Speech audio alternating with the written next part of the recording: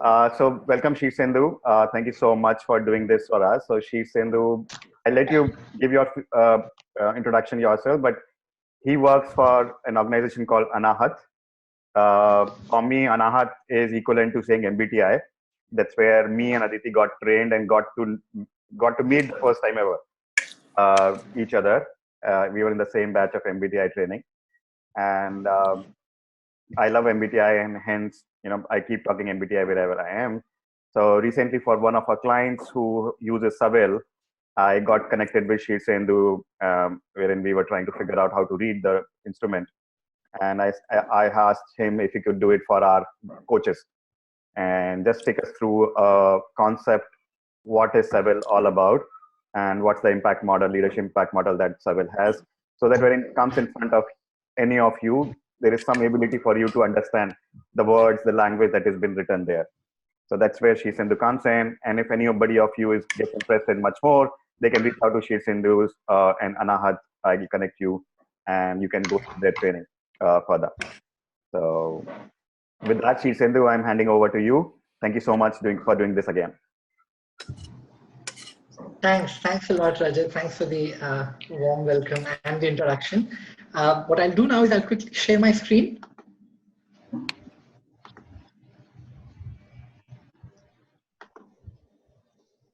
All right. I hope everyone can see the screen. It should read Saville Leadership Impact Model. All right. Good evening, everyone. Would like to welcome you all once again. Thank you for joining us, and thanks, Rajat. Thanks, Arvind, for making this happen. Thanks for inviting us to deliver on this platform.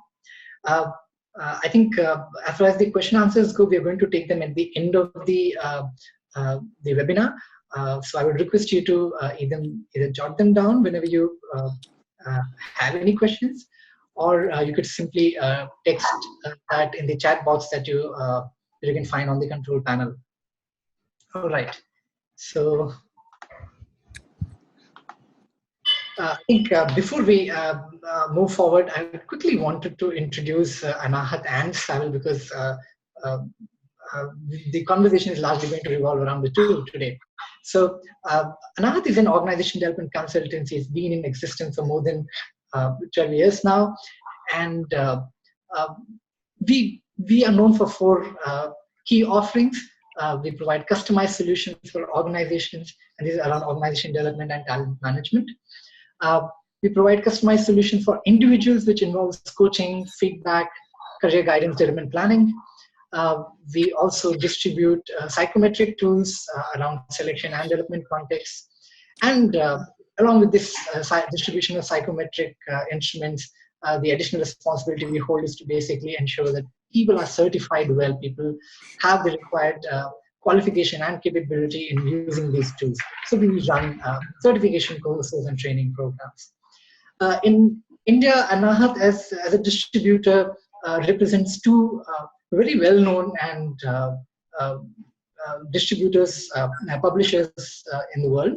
CPP is a US-based publisher, and it is very well known for MBTI, FIRO-B, TKI, and strong CPI. These are all the instruments which are typically used in development applications, giving feedback, coaching, career guidance. Saville Assessment is another principle that we represent in India. Saville Assessment is now a Willis Towers Watson company, and their tools, their instruments are largely around talent management, where the focus is on accurate measurement and prediction of workplace behavior. Let me quickly introduce the presenters to you. Like Rajat introduced me, I'm Shishendu. I'm a consultant with Anahat, and I facilitate the Saville accreditation program in India. I largely consult in and around Saville, which basically is around talent management. I'm certified on a host of psychometric instruments, and I'm extremely passionate about the area of psychometrics and personality theory. With me, I have Mahesh. You briefly saw Mahesh. That's fine. Carry on. They've heard me now, and I'll come on to the screen later. So Mahesh is one of the founder directors of Anahat. He's a very well-known process facilitator and executive coach. He basically is the certification trainer for all the instruments that we distribute in India. He's got more than 800 hours of coaching experience, and he's delivered over 200 certification programs. And he delivers programs, papers, and talks around the world on the subject of psychological type, MBTI type. Let's quickly get into the content of the webinar. So the agenda that we are going to work with today is to first address the question of what is the significance of leadership impact framework? Why do we want to talk about it? We are going to, of course, introduce Saville's 3P leadership impact model, and then we'll access it and use it through a case study, and we'll see how can it be used in leadership development and executive coaching.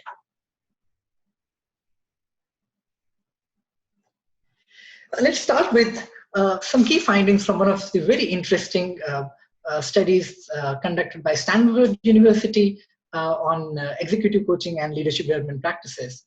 So Stanford University asked leaders from Fortune 500 companies about their opinions on how they were being developed and what their views were on executive coaching. And 100% of them felt that coaching was an effective method for developing leadership. They could benefit from it. As against to classroom intervention, where only 45% felt it was effective. In spite of that, only 31% leaders actually sought coaching in their organizations. Now, that is a very intriguing piece of data there, and we would like to understand why. And thankfully, the survey, the research also provided some indications as to what was the reason. And the reason was that leaders felt coaching was too soft. For example, leaders felt the coaching conversation would focus on self-awareness and not on the real issues. Leaders also felt that the coaching was corrective, and it was required when there was something missing, and that is why there was reluctance around it. And besides that, leaders also felt that coaching typically didn't address what they wanted the most, performance. They felt that coaching themes were largely around compassion, relationships, while their main priority was actual performance in their leadership roles. Now, this tells us exactly what leaders are looking for when they seek coaching and how they would like to develop. And that is where I would like to bring in what Saville thinks about this issue. So Saville feels that competencies and strengths are great, but in key leadership roles, they're not enough. And we need to look beyond the key competencies and strengths of leaders. We need to understand the impact that a leader's style has on the key organizational outcomes. And we want to link the effectiveness of leaders to organizational behavior outcomes against which their performance is actually measured. But why leadership impact model? Leadership impact model is actually created for the executive and senior leadership in management context.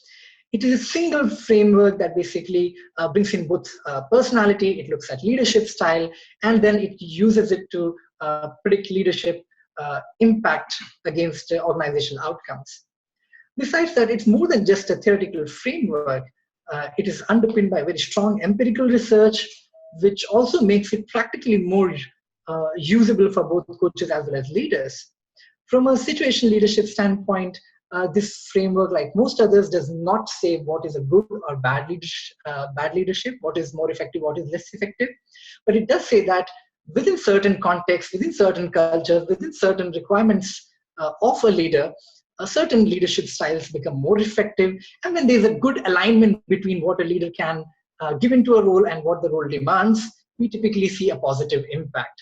And this framework actually tries to create that alignment between leaders' behavior as well as the impact that the organization wants to see. So, lot of visuals here, but if you have to, I request you to focus on to the left part of the visual. This visual basically is talking about the content view of the 3P leadership impact model. So The 3P stands for professional, people, and pioneering. And Saville, through their research, found out when you do a factor analysis of all the behaviors, you get basically 3 core factors. One is around professional leadership, one is around people leadership, and the third is around pioneering leadership. Now, if you were to dig deeper, this model, this 3P model, has got multiple layers in it. And that is what you see onto the right-hand side. At the apex, you've got 3 Ps of leadership. Under each P of leadership, there are 3 impact areas. And each of these impact areas can be achieved with 2 leadership styles, which give us a total of 18 leadership styles. Now, each leadership style is an interplay of 2 personality dimensions. And that gives us 36 personality dimensions. Each dimension further comprises of 3 very granular behaviors, which basically give us 108 workplace behaviors. So if you were to work off from the bottom to the top, these 108 behaviors build up to 36 personality traits or dimensions, which further build up to 18 leadership styles, then to 9 impact areas, all basically as a part of the 3P leadership impact framework.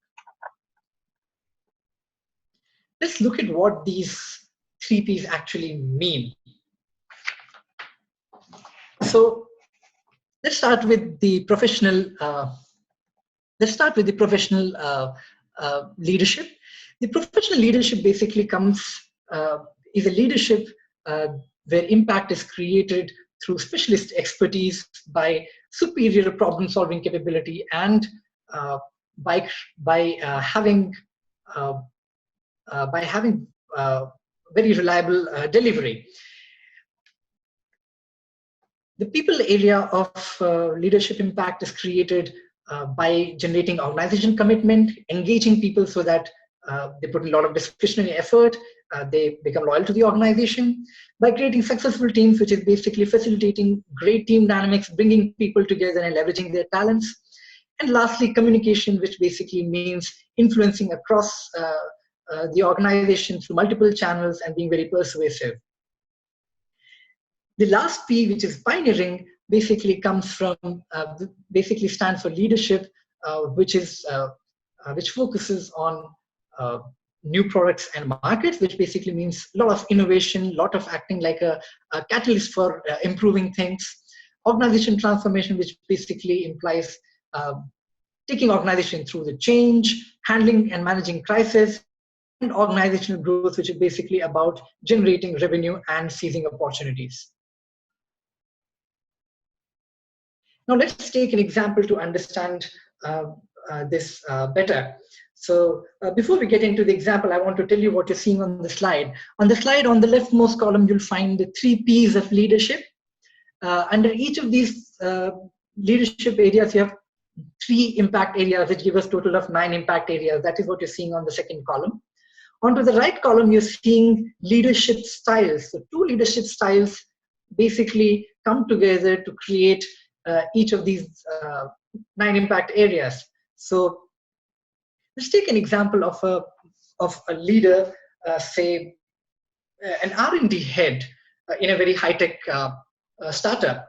Now, when a leader of this sort is hired, he's likely to have a lot of focus and emphasis on 2 of these impact areas. One is expert reputation, and the other is new products and markets. Expert reputation, because this person will have to basically use his expertise, as a means to basically lead the organization, focus on the right places where R&D can be done, and generate thought leadership. New markets and products, because this individual will require to make critical innovation, because that's what startup would try to do, come up with products that will revolutionize or disrupt the market. But as the organization, of course, becomes larger, the leader also progresses in his journey, the leadership context starts to shift. And that is where we see other areas where the focus will start to, will need more focus area. So when the organization grows bigger in number, he will have additional layer of hierarchies under him. The team will become bigger. It will be difficult to have one-on-one connect with each one of the team members. So engaging the team will become more important. Again, when there will be when there'll be bigger teams, the collaboration will also become diluted, that culture will also become diluted. So you need someone who can continuously bring people together and act as a catalyst for ideas. Besides that, as the organization matures, systems will mature, processes will come into place, the organization will become more structured, and the leader will also need to focus on the administrator and coordinator bits as a leader. So what we're seeing here is that as the leadership environment change, the leader will have to grow along with the complexity. And in this journey, typically, when this shift happens, leaders in those times typically need the coaching support the most. And what this framework is helping us do is to basically not just say where a leader was or leader should be, but also say where is the change asking the leader to move to? What are the places where a leader needs to focus more? And along with that, what are the styles that a leader will have to exercise more in order to have positive impact in these areas? Now that we have understood the model to a certain extent, a very obvious question is, where does this model come from? So this model actually comes from two great researchers. So Saville Assessment about a year and a half back was acquired by Willis Towers Watson. Saville, being the powerhouse of psychometrics, had a lot of psychometric data of a lot of leaders. Willis Towers Watson, on the other hand, had a very strong engagement and managerial effectiveness practice. And data from both these places, synergized together, and through that synergy, through that intelligence, leadership impact model came into being. The first piece of research, which was largely exploratory, happened using more than 6,000 employees from a mixed group. And the idea was to basically pick out what are the behaviors that can predict how employees are rated by their stakeholders, and also the employee engagement of people under them. Using that, a three-factor model was created, and a second study was done to make sure or confirm that this model indeed was making sense. So this was a last 360 exercise, if you can imagine it that way. So over 6,000 executives, more than 7,000 senior managers, and 10,000 managers, their 360 data was collected, and their personality dimension data was collected on the three factors, and correlations were made to figure out whether indeed personality dimension, these leadership styles, these impact areas are predicting performance in those areas or not. So the findings were very clear. The 3P model showed good validity at all levels of seniority. In fact, as the level of seniority in the organization increased, the model became more and more predictive, which tells us that the model is the most applicable for the senior-most level of the layer of the organization. Further, the study also found that one of the P's, which is pioneering, had actually exponentially became more important as the level of seniority in the organization for a leader increased. Now, while all this science makes a lot of sense, and it's a very sound theoretical framework with a lot of scientific backing, what the real punch is delivered not from just the framework, but how it can be applied. So what Saville did was, using a psychometric approach, they created tools that can access the framework in a way that can be very useful for coaches and leaders in a conversation. The next part of the webinar, what I'm going to do is I'm going to step by step take you through each of these tools and tell you how they access the model and how they can enrich the conversation an executive or a leader would have with his coach. So the first leader we're going to talk about is the Leadership Impact Expert Report. And this report basically looks at the bright side of leaders' personality, or what we call the light side of leadership.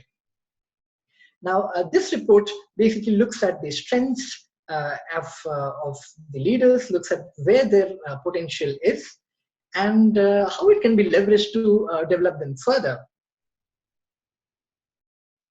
What you have on screen right now is Chris Parks. Chris Parks is going to be our guinea pig for the evening today. Chris Parks reports and try to make sense of the model as well as the report through this small exercise. So what you have on the screen on the left-hand side, you have 9 impact areas. You can see them color coded differently. 3 P's are clearly visible: professional, people, pioneering. Can you see my cursor, mouse? Yeah, we can. Yeah, okay. I think that will help us focus our attention. So we've got professional, people, and pioneering, 3 P's. Each one of them has 3 impact areas. And right in the center, you find scores on these impact areas. Onto the rightmost, you'll find information as to what these scores mean. Now, on the right-hand side, what you'll find is, again, the 3P structure represented slightly differently. And you've got 6 leadership styles under each one of them. So again, 2 of them can be mapped to each one of these leadership impacts. What you're seeing here is basically the fundamental leadership style, as well as where a leadership potential is for Chris Park. So the first thing that grabs our attention is the pioneering aspect of the leadership seems to be very, very strong. They're all high scores there. And what we see is there are 2 lowest scores under the professional leadership, which is service and product delivery and managed risk. Now you can clearly see the obvious challenges that it might pose for Chris Park. On one hand, where there's a lot of pioneering leadership, there's a lot of innovation, there's a lot of focus on dealing with change and focus on revenue generation. At the same time, we are seeing service and product delivery and managed risks are not that big focus areas for Chris Park. So what it typically could tell us is that it's possible that Chris Park might take unwanted risks, given his propensity for being very high on pioneering and not managing risk and service product delivery rather well. On his leadership style, we have some other some extra insights here. So under people cluster, under the people leadership, you will see facilitator and collaborator being 2 least scores. So his natural way of leading people does not involve facilitating and bringing people together and collaborating with them. What that could do is typically feedback from people do give us a sense, a perception of risk. But given low preference for these 2 styles, what might happen is he might be isolated to some of this feedback, which could basically complicate things for Chris Park. So this is the kind of picture we can get when we put leadership impact as well as leadership style. They tend to explain each other, and we can generate some hypotheses which a coach can explore in a conversation. Now, what we have on the screen here are 2 other pages from the Chris Park's report. What we are seeing on the left is basically a drill down profile, and what we have done is we have put one of the impact areas under microscope. So here we have a page which talks about new products and markets impact area, one of the 9 impact areas, which has 2 leadership styles under it: catalyst and innovator. So the way one can work with this is, if a leader has to manage new products and markets, he needs to exercise catalyst and innovator leadership styles effectively. Now, if I have to further drill down on one of these, I have under catalyst insightful and self-promoting. So if I want a leader to be very good at using insights to start promoting the product offering that the organization has, 2 personality dimensions are likely to be very important. One is insightful and the second is self-promoting. Sometimes when we have one more and the other less, we know what is blocking a leader's performance. For example, if we have an individual with very high on insightful, which would basically mean that the individual would be very great at figuring out where the problem is and will have a knack for improving things, making incremental innovation. But if an individual has low scores on self-promoting, the obvious challenge for the individual would be to basically sell these ideas internally. So if we get a profile like that, what a coach can very quickly do is highlight what is blocking an individual leader's performance in his ability to work with new products and take products to new markets. At the bottom page, what you will find is a brief advice based on these scores, which tells the leader where he should be focusing. These are also cues for coaches to basically pick up and explore in a conversation. On the right-hand side is a situational leadership profile. Now, what this profile does is basically assume that each individual is meant to be a good leader, but depending on what his preferences are, what his preferred personality style is, there's some situations where he's likely to be very effective, and there's some situations where he's not likely to be effective. And this is precisely what this profile is highlighting.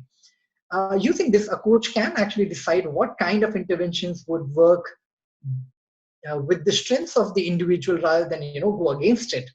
And this will also tell a leader how should he plan his career, how should he strategically make his next move so that he can shine in that particular situation and succeed as a leader. So those are some of the insights that these two outputs can provide. The next tool in this that accesses this framework is basically 360-degree feedback based on the leadership impact model. We call it the Leadership Impact 360-degree report. And at very basic level, it's the typical 360-degree feedback tool and report. But what it does is it basically gathers feedback from stakeholders' ratings on two systems parallelly. The first one is the leadership style, and the second one is leadership impact. On leadership style, raters are asked how effective is the leader's way of basically engaging with the style. On the impact, the raters are asked, is the leader having a positive impact on that organizational outcome, or is he having a negative impact on that organizational outcome? So you'll find a lot of arrows on both these profiles, and these arrows are basically telling what are the range of ratings that the individual has received from his raters. Now, the other thing that you see is the position of the block that is telling where the aggregate ratings are. This is something that's very common to many 360s. What additionally this report is saying, you'll find a number there. So what we here see for administrator is raters say that Chris Park on his administrator leadership style is fairly effective. So at an aggregate level, the raters are saying that he's fairly effective. But that 5 number tells us that most people are rated as fairly effective when it comes to the administrator leadership style. And that basically gives us a better interpretation of the report. If you have to dig deeper on this report, we'll see that like in his leadership impact expert report, the pioneering style here is again a strong point for the individual. So we see all the scores under the pioneering seem to be rather high. So he's very effective at all the leadership styles that underpin the pioneering area. What we see as an area where raters have basically questioned his effectiveness is at the regulator. Now, regulator is a leadership style that leverages systems, standards, and procedures as a means to guide his leadership. And that seems to be the area of concern as per his raters. On to the right-hand side, we see that he's managing his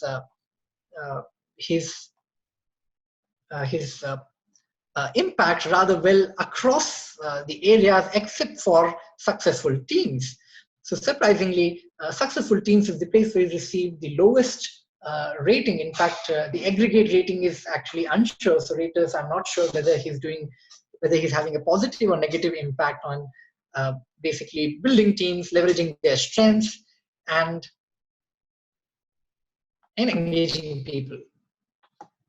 Now, on this slide, onto the left, you will find a rater-wise breakup on different areas.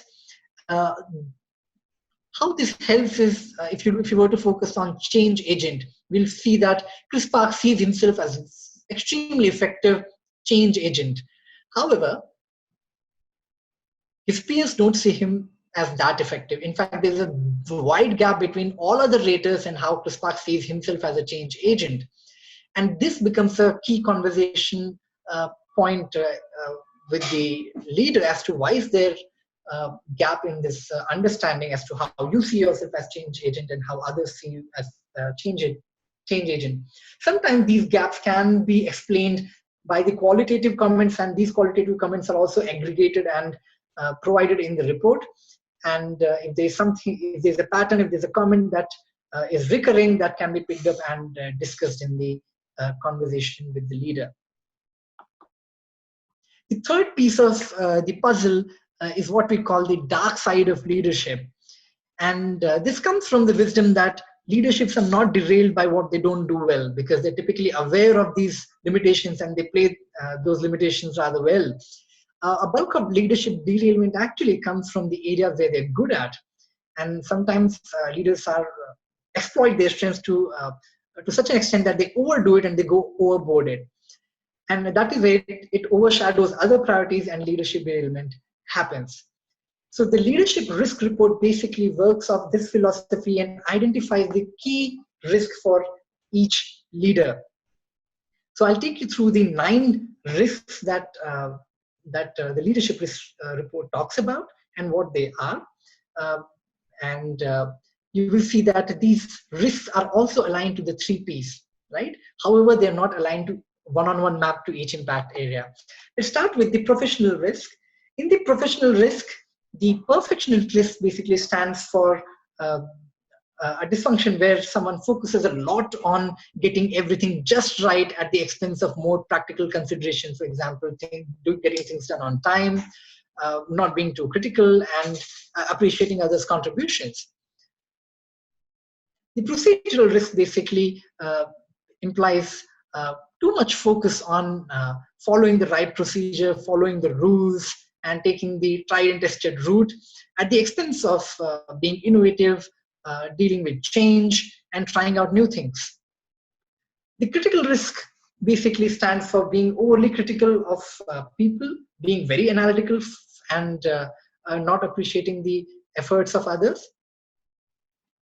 The people risk, under people risk, we've got obliging risk, which is basically about someone who wants to bring people together, appreciates harmony in team, but in doing that, struggles to take the tough decisions or unpopular decisions which are required. The autonomous risk is describes someone who has too much focus on working independently, that while they're very good individual contributors, they struggle to work with other, keep people informed, and typically this leads to working in silos. The third risk under people risk is expressive risk, where someone is so socially expressive and dominant that they overshadow other people's contribution or do not allow their opinions to be heard.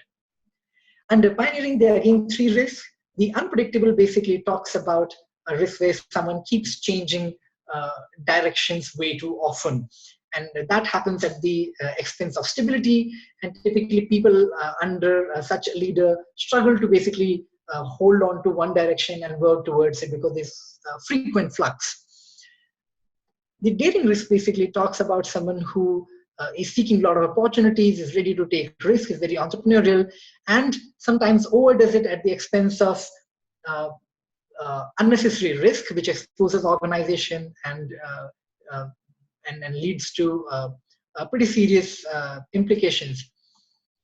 The disruptive risk talks about someone who is continuously learning and innovating and chasing new ideas, so much so that a lot of organizational resources are basically spent on directions that are not pursued after long. So these are a lot of ideas that might not be practical either. On the right-hand side, what we see is the leadership risk profile for CRISPR. So you will see that in this spider chart of the sorts, or the circle chart, we've got the 3 Ps color-coded in a similar manner and all the 9 Ps in a circular fashion. You will see that CRISPR has the highest risk on disruptive and daring. So what the report does is, no matter where the scores are, it picks up the top 2 risks of an individual and it highlights them as primary and secondary risk. And what that basically means is the combination of these 2 risks is likely to be an area where the leader is likely to derail, less effective. So for CRISPR, when daring and disruptive is combined, we're looking at someone who's frequently shifting directions and who is who's chasing a lot of ideas and he's also very risk-taking. So he's exposing organization to a lot of risks. So, and all that is happening at the cost of other important area that a leader also needs to take care of. The report also provides some guidelines as to how to manage this risk. For example, what we see here is one of the risks being discussed for CRISPR. So daring risk, what are the potential influence on culture, what will happen if you're too daring, what kind of precedents are you setting for other people, what risk does it pose to the organization, what risk does it pose to the individual, how will it limit his or her career, how will it make him less effective, and ultimately it's talking about how to manage the risk, how to make sure that you don't go overboard and you make sure there's balance. What we have here is something that is of immense help to leadership teams. So sometimes risk is not just about an individual. When people with similar risk profiles come together, certain voices are heard, certain voices are not heard. So when certain risk tendencies are very common in a leadership team, we know for sure where the leadership team is likely to derail. What are the things that are going to be overlooked? So here we are seeing CRISPR's leadership team. What we see here is disruptive and daring seem to be the risk for most of the people.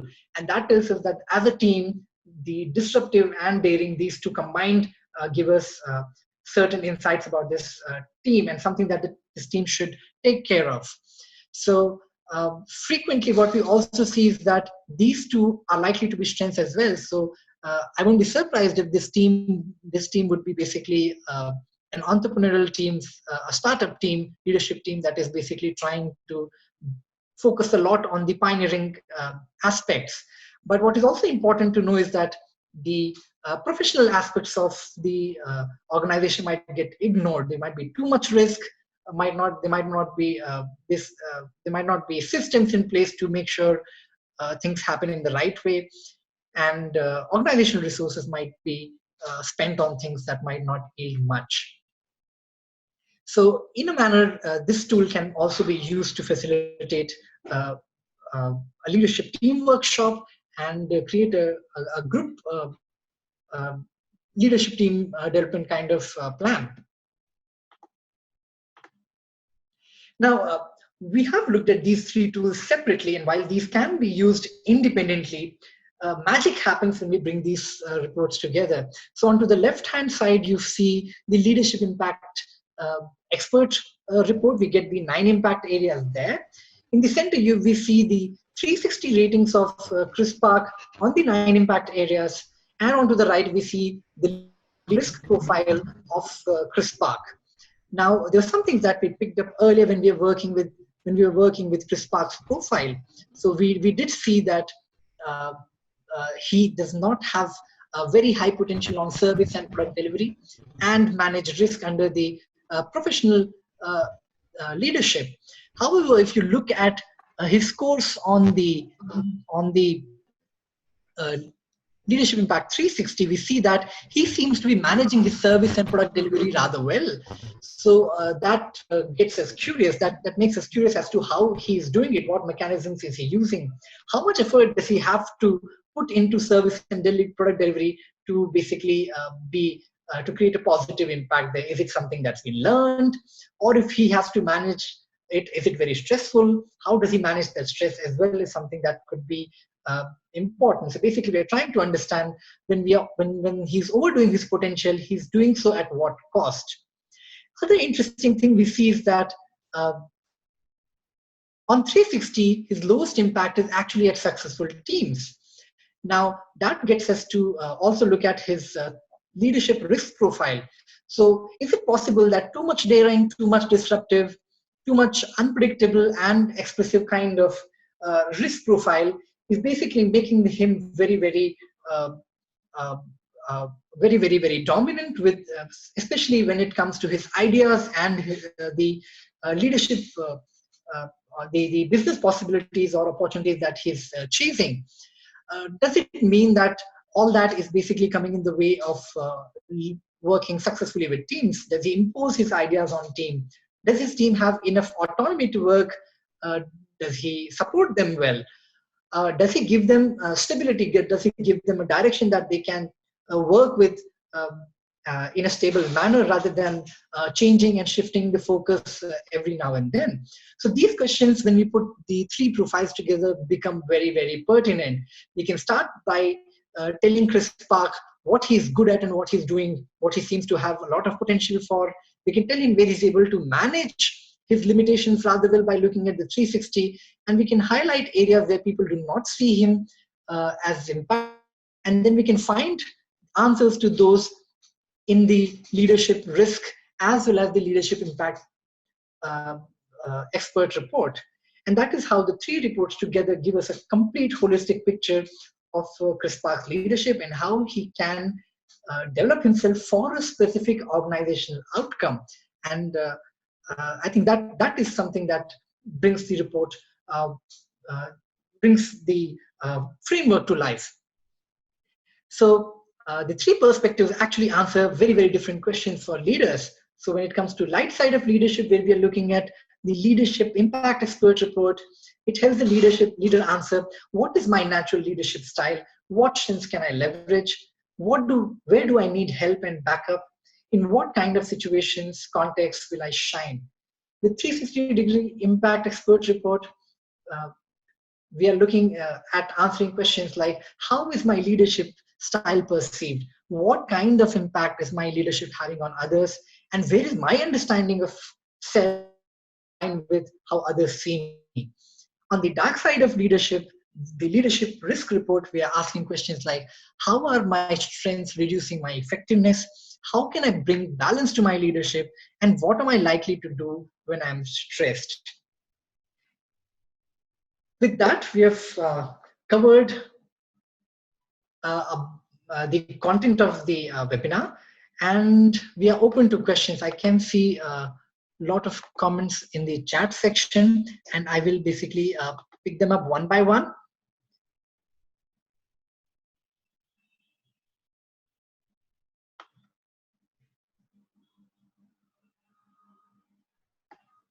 So I think I'll start with the first question from Arvind. So Arvind has asked, what is the difference between expertise and deep knowledge to specialist expertise in this framework? So Arvind, I think the way I understand your question is that you're trying to understand what is the difference between just saying expertise in general sense and how does it relate to specialist expertise in the framework. Is that your question? Yes, that's right. In the 3P model, you have explained, I mean, the first one actually says expertise in deep knowledge, but in the third P, then it's actually saying specialist expertise. So when expertise and deep knowledge is already given, I presume it can go into specialist. So why should it be called out separately was my question. All right. So there's only one P where specialist expertise lies actually, and that is basically the professional. Yeah, in the professional. In professional. Yes, in professional. Yeah, correct. In the pioneering we have organizational growth, and that's a different tonality. So within that we are talking about expert reputation. That is a style that basically talks about special. That's the only place where specialist expertise is actually. I got that, but an expertise and a specialist expertise, how do you see the differentiation? Because is there a specific reason why it's been said expertise and deep knowledge and specialist expertise specifically for that definition? Yeah, so actually we were just elaborating on it. I think we weren't calling it out separately. So I think when we were saying specialist expertise, that's what we meant, expertise and deep knowledge. Okay. Yeah, we're basically using it interchangeably. So what I'm trying to say is that they're not different actually. You're right. Okay. Okay. Yeah. Got it. Does 3P model has any influence on Enneagram personality model? I'm not aware of, I've never used Enneagram. I'm just acquainted with it. So I don't think I'll be able to comment on that. No. Sure, Susan. Not that we know. Not that we know. Got that. Because the definitions of the leadership styles of the 18 leadership styles has a lot of connection with what Enneagram speaks about. So I just wanted to check if there was any connection to it. But thanks for answering that. Yes, the connection are the two nines. The 9 areas here and 9 on the Enneagram, if I'm not mistaken. That's right. That's right. Yes. Yeah. Got it. Okay. Thank you. Then I have a question from Rajat here. Why did the validity increase for senior levels? Because their consistency levels are higher. So I can speak for numbers as to what we know from the data. I think there could be, from theoretical standpoint, causatively, I can't say what exactly leads to this. But my sense would be that typically when we are working with clustering, different clusters come together for different purposes. For example, when we are working with workplace competencies, we know when we run a factor analysis, we get 8 clusters.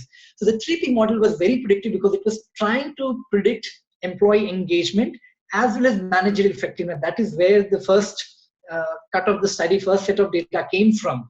So managerial effectiveness increases with the seniority in organizations, and that is where the model also becomes more powerful as the level goes high.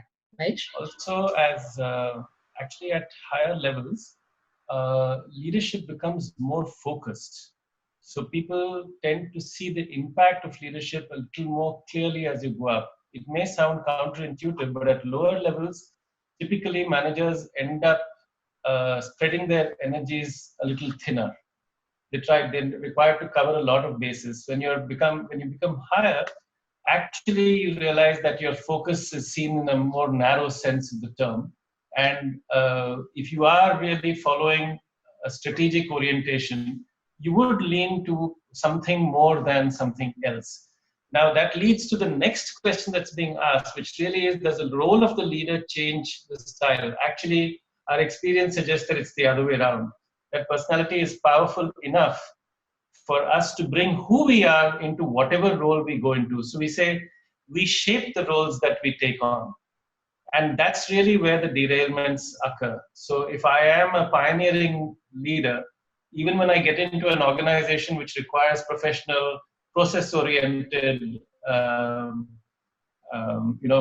attention, it's difficult for a pioneering leader to make that adjustment unless this is brought to the surface in a conscious manner, so that in a sense, while pressing the pedal on one of these areas, he or she does not lose touch with at least adequate levels of coverage for the other area. Now, that does not mean that the leader himself or herself will take on that, needs to cover everything himself or herself. They may very easily complement themselves with other team members and so on. But our experience, not just with this instrument, but with other instruments, also suggests that personality is powerful enough to shape the roles that we actually end up occupying. Yeah. Leaders' behavior and thinking defines the leadership impact. What's the question?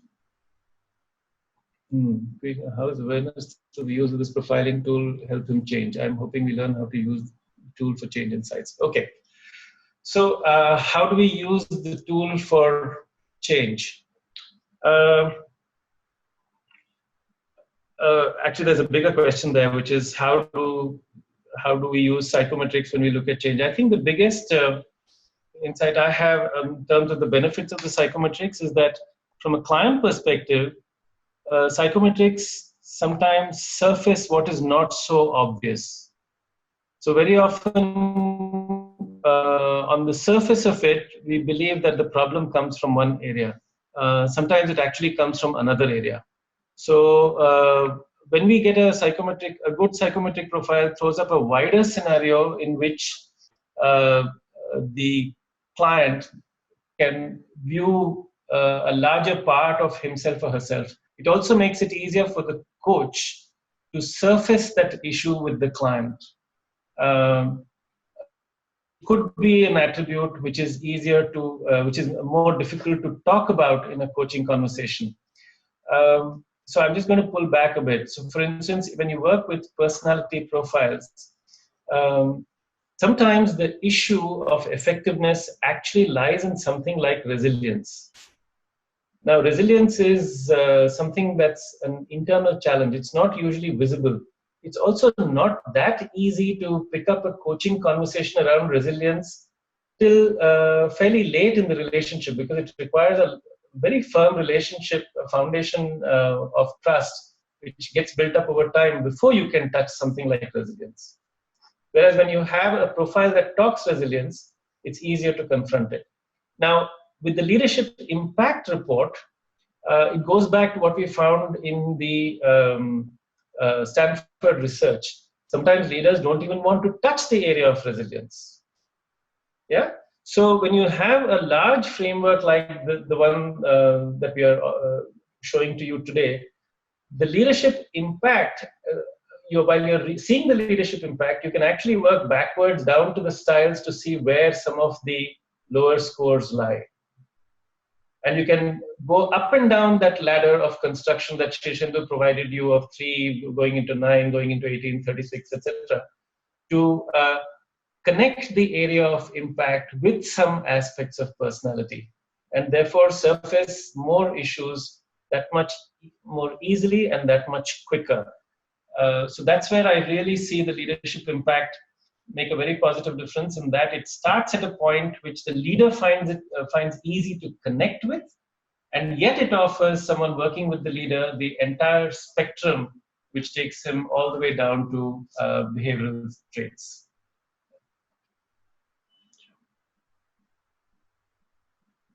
So I was question here, which basically, and this is again from Arvind, the impact areas, except a few, seem to be applicable for any employee in the organization. Any reason this has been only been chosen only at leader levels?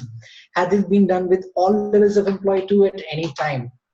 So I think the short answer to that question is it is applicable to any employee, and I'll tell you why.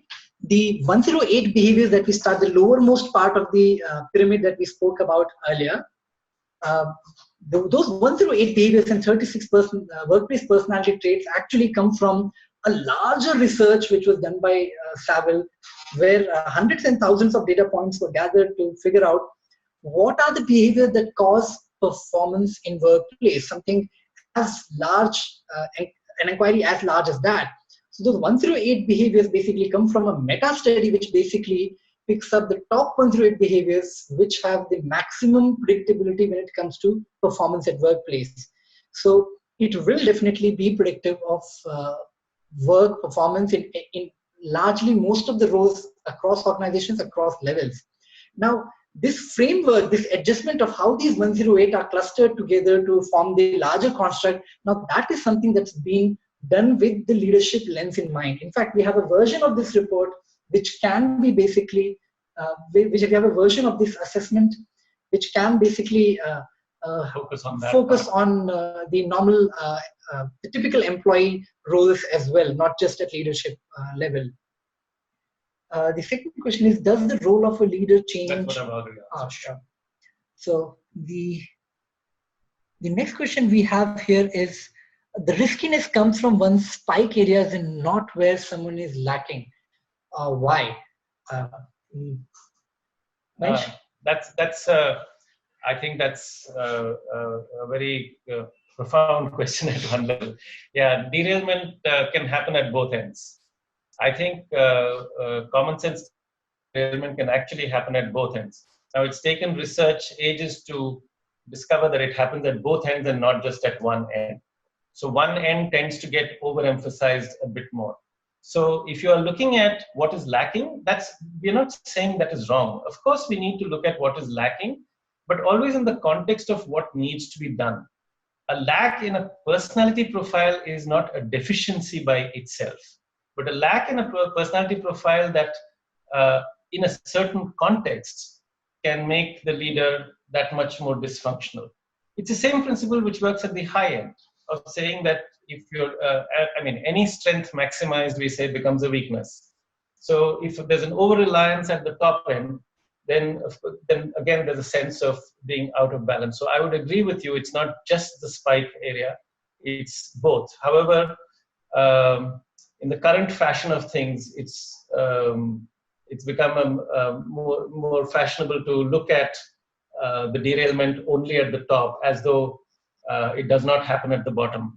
If you want a counter argument, I can actually give you one. If the leader is effective, there's a lot of qualitative study that says that top-end dysfunctionality is actually tolerated in the organization simply if it is getting results. It's only when the results stop coming that the top-end derailment becomes an issue in the organization. That's another way of looking at what I think is a pretty profound question. Yeah. The next question, and this question is from Amitabh. The dimensions professional people in pioneering are not exactly independent. Comparing the usual task versus people grid.